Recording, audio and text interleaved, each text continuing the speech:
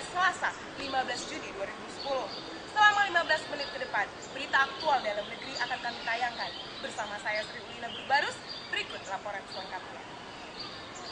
Berita pertama, terkait dengan wacana kedatangan Barack Obama dan penyerangan tentara Israel terhadap relawan Palestina, ratusan orang dari 2 organisasi Islam di Bogor mengadakan aksi demonstrasi. Aksi demonstrasi diadakan di Tugu Kujang Bogor dan aksi berjalan dengan damai. Aksi penolakan wacana kedatangan Barack Obama ke Indonesia masih terus bergulir. Aksi penolakan yang dilakukan oleh Hizbut Tahrir dan HASMI di Tugu Kujang Bogor 6 Juni 2010 lalu berlangsung dengan damai.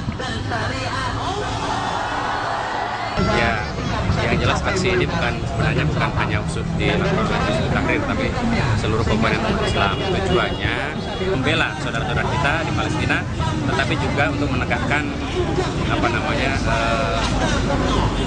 persamaan hak manusia. Seharusnya pemerintah Indonesia ini melalui para pemimpinnya harus bersikap tegas. Jangan sampai hanya sekedar untuk mengutuk saja atau membuat pernyataan saja, minta nasihat kepada Presiden Amerika yang notabene mereka adalah melindungi. Aksi demonstrasi yang dilakukan ratusan umat muslim tersebut juga merupakan wujud simpati terhadap penembakan relawan untuk Palestina di jalur Gaza oleh tentara Israel beberapa waktu yang lalu.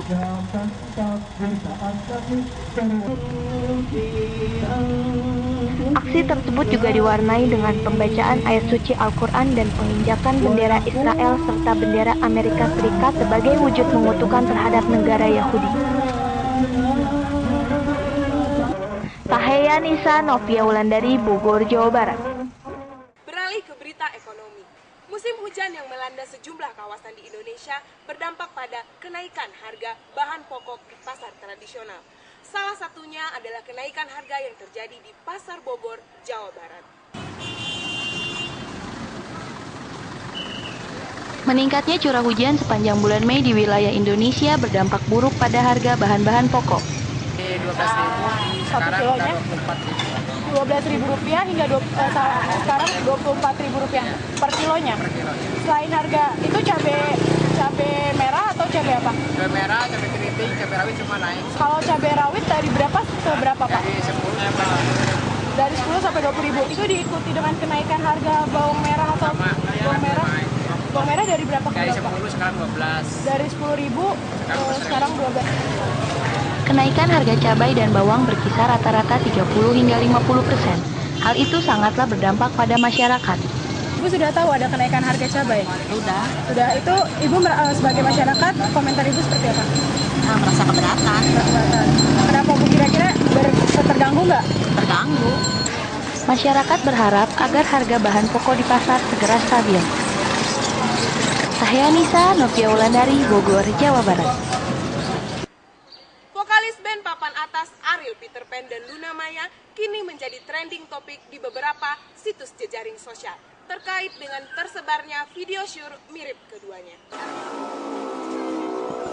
Tersebarnya video syur yang diduga mirip artis papan atas Ariel Peter Pan dan sejumlah teman wanitanya kini menjadi trending topik di sejumlah search engine dan jejaring sosial. Oh, udah tahu belum tentang video yang beredar saat ini? Video tentang Luna Maya sama Ariel dan teman wanita lainnya. Udah tahu. Itu karena saya mendapatkan dari internet, search dari mesin Google. Jadi udah nonton dong gitu ya? Kalau nonton ya, alhamdulillah udah lihat. Ya kenyataan.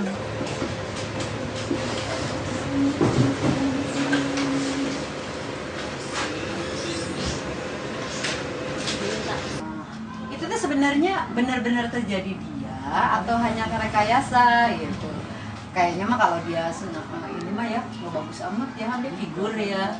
menghibur masyarakat ini kan yang baik. Masyarakat pun mengaku resah dan penasaran dengan video shoot tersebut. Atika Relastia Putri, Dian Lestari, Bogor, Jawa Barat. Boneka Horta atau boneka hortikultura yang kini banyak menarik perhatian masyarakat dan marak di pasaran, ternyata bibitnya didatangkan langsung dari Amerika Serikat. Seperti apa proses pembuatan boneka Horta ini? Berikut liputannya untuk Anda. Selamat pagi, saya Tahya Nisa, kembali di Jurnal News. Saat ini saya sedang berada di Taman Pagelaran, tepatnya di tempat produksi boneka hortikultura atau boneka Horta. Boneka Horta atau boneka hortikultura tadi adalah boneka yang terbuat dari serbuk gergaji. Boneka tersebut atau boneka ini dapat digunakan sebagai media edukatif. Seperti apa? Mari ikuti laporan berikut ini. Saat ini saya sudah bersama Ibu Dini dan Ibu Dini akan mempraktekkan kepada kita cara pembuatan boneka Horta. Langsung aja Ibu, silakan. Ini apa ya Bu ya? Aranska. Ini aranska media tanamnya. Iya. Lalu dimasukin serbuk gergaji yang sudah kering. Itu takarannya seapa ya Bu? Segelas aqua. Aqua itu aqua gelas. Sekitar 250. Ya, jadi ini 3 gelas. 3 gelas. Aqua gelas.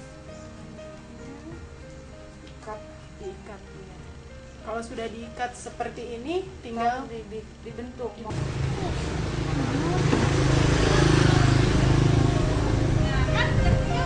Pemirsa, saya Tahya. Saat ini saya sudah berada di daerah Babakan, tepatnya di Dramaga Bogor. Dan di depan saya ini adalah toko penjualan boneka Horta. Seperti apa? Mari kita langsung ke dalam.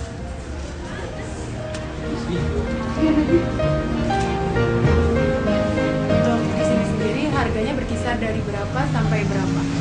Kalau untuk di sini harga jual kita mulai dari 6.500 itu untuk yang kecil itu ada panda sama kura-kura. Sedangkan untuk yang kura-kura besar sama cup itu harganya 12.000.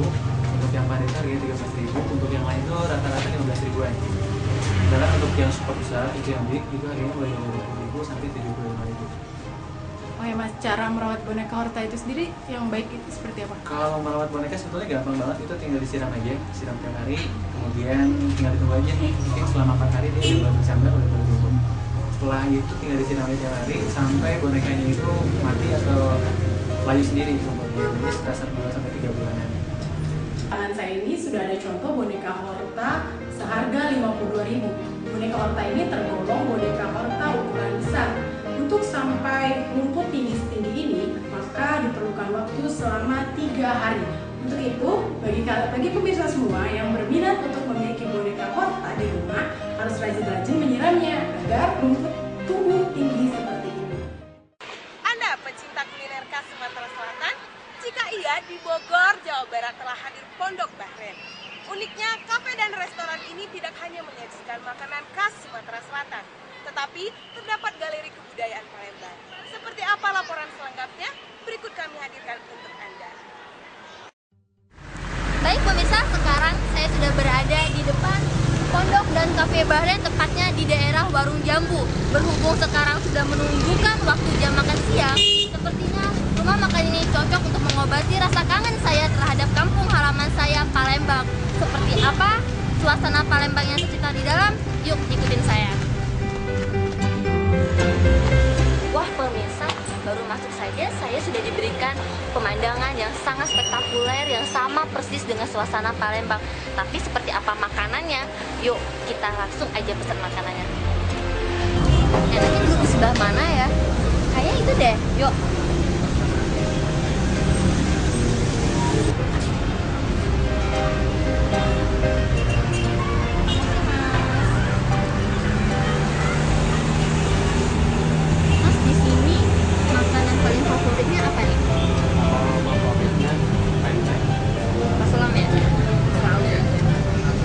Saya mau 1 bakar salam, terus modelnya 1. Kayaknya enak nih makanannya. Baiklah pemirsa, sambil menunggu makanan saya datang, ada baiknya kalau kita berkeliling di sini karena sepertinya banyak yang menarik di sini. Oke?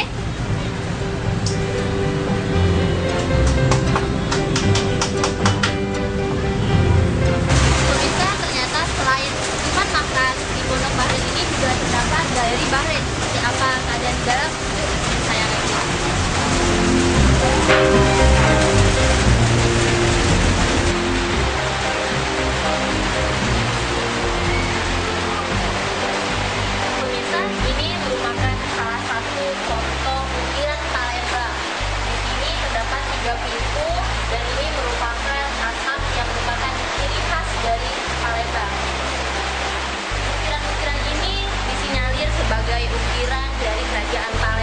pemirsa, sepertinya pesanan saya sudah datang. Mari kita ke pondok saya tadi.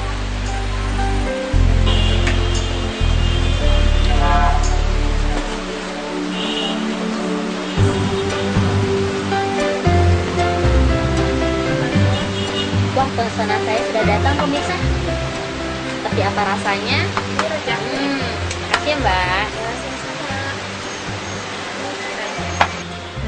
Pesanan saya semuanya sudah datang. Yuk kita coba rasanya.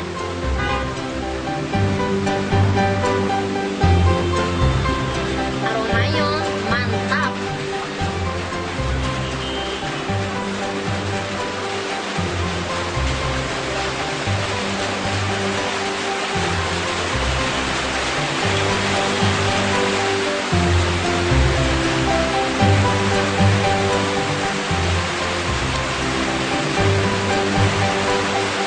Ini adalah makanan khas Palembang yang namanya kapal selam. Di dalamnya terdapat telur, satu, dan ini kulinya masih utuh. Ada udang abon, udang rebon atau biasa disebut, dan cukonya.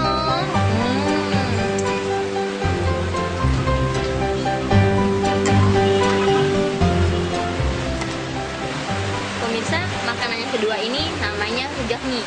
Namanya saja rujak mie, tapi bumbunya bukan bumbu rujak seperti khasnya Bogor.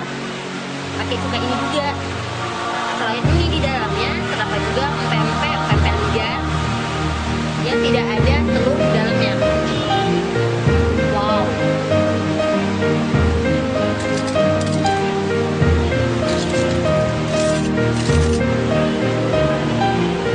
Namanya agak sedikit aneh, tapi rasanya, kalian tahu nggak ini apa? Model.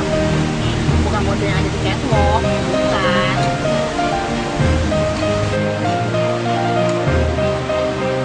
Ada jamur kupingnya, ada pempek isi tahu, dan ada sedikit sayuran. Sepertinya ini lobak atau bengkoang. Dan inilah makanan untuk saya.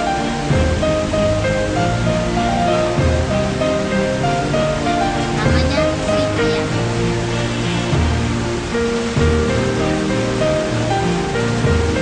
Rasanya memang manis, lembut. Untuk lidah saya, mantap. Wah, kenyang pemirsa. Makanan di sini gak kalah enaknya loh dengan makanan yang di sana. Kalau kata orang sono, lemaknya. Bagaimana ya pendapat para pengunjung lain? Makanannya itu mengingatkan saya kepada Palembang.